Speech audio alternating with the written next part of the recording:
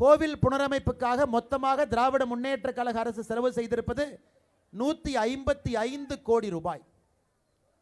4 ஆண்டுகளில் 4000 கோடி ரூபாய் செலவு செய்திருக்க வேண்டும். 155 கோடி ரூபாய். இப்படி தாங்க அவங்க கணக்கு இருக்கும். இப்படி தான் அவங்க கணக்கே இருக்கும். கும்பாபிஷேகம் யாரோ நடத்துவாங்க, யாரோ கோயிலுக்கு வெள்ளை அடிப்பாங்க, பாலாலை யாரோ பண்ணுவாங்க, யாரோ ஐயரு சாமி வந்து யாரோ பூஜை பண்ணுவாங்க. ஆனால் கடைசி நேரத்தில் டான்னு நம்முடைய அமைச்சர் யாருன்னு உங்களுக்கு தெரியும், இந்த அறநிலையத்துறை அமைச்சர் சேகர் பாபு அவங்க கடைசியாக வந்து அந்த ஃபோட்டோக்கு நிற்பார். அவரே கருங்கல் எடுத்து கட்டி, அவரே வெள்ளை அடித்து, அவரே பூசி, அவரே எல்லாம் செஞ்ச மாதிரி இந்த திராவிட மாடல் ஆட்சியில் 1000வது கோயில் கும்பாபிஷேகம் பண்ண பாருங்க. 1000வது. இதை யாரும் நம்ப போவது கிடையாது. அது இவங்க ஆட்சி இப்படி தாங்க இருக்கு. ஒரு சாட்சி, ஒரு சின்ன கிரும்பை எதையுமே கில்லாம கடைசியா வந்து போட்டோவுக்கு நிற்பது மட்டுமே திராவிட முன்னேற்ற கழக அரசினுடைய 4 ஆண்டு கால சாதனையாக பார்த்து கொண்டிருக்கின்றோம். ஒரு டிஆர் பாலு போன்றவர்கள் எத்தனை கோவிலுடைய சிலையை உடைச்சேன், எத்தனை கோயிலை உடைத்தேன் என்பதில் மார்த்தட்டி கொண்டார்கள். எனக்கு சமீபத்தில் பேப்பரில் ஒரு செய்தி பார்த்தேங்க. பெரம்பலூரில் கொளத்தூர் என்கின்ற பகுதியில் சுந்தரமூர்த்தி ஐயனார் கோவிலில் ஒரு திமுக காரர் காலையில் உண்டியல் எடுத்துட்டு போயிட்டு இருக்கார்.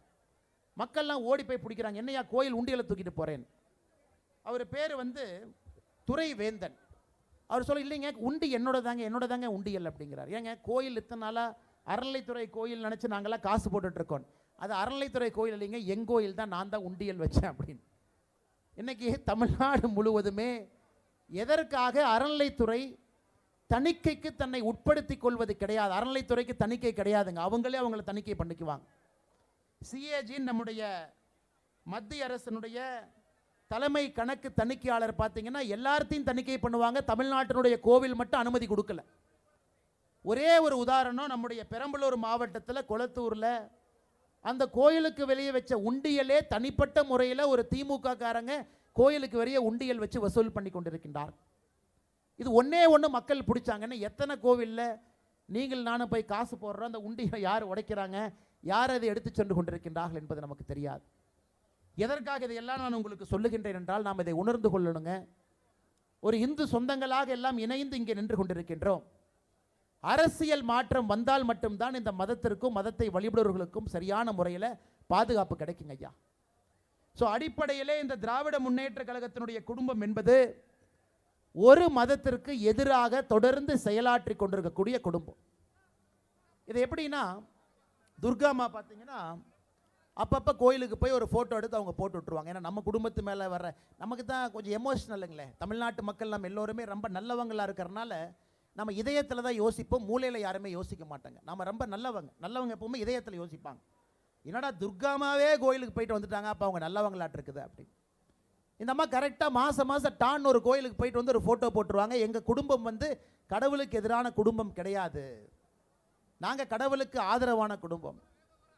திமுகவுக்கு எதிராக பிரச்சனை அதிகரிக்கும் பொழுது அண்ணன் சேகர் பாபுவனுடைய தாடியும் அதிகரிக்கும். நல்லா உத்துப்பாரு.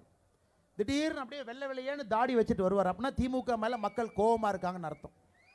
சேகர் பாபு அவர்களுடைய தாடி பெருசாக இருந்துச்சுன்னா மக்கள் திமுக மேலே கோபத்தில் இருக்கிறாங்க, உடனே சபரிமலை கிளம்பி போயிடுவார். இதையெல்லாம் இந்த பம்மாத்து வேலை, இந்த ஏமாத்துற வேலையை நம்ம நல்லா புரிஞ்சுக்கிட்டுங்க. தமிழர்கள் நாம் நல்லவர்களாக இருப்பது தான் நமக்கு பிரச்சனை.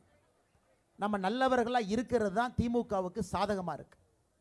இந்த 5வது ஆண்டு வாக்கு செலுத்தும் பொழுது மட்டுமே போய் தொலைங்கடா, போனா போங்கடா, மறுபடியும் தப்பு பண்ணாதாங்கடான்னு நம்ம ஓட்டு போட்டு திரும்ப கொண்டு வந்துடுறோம் சில நேரத்தில்.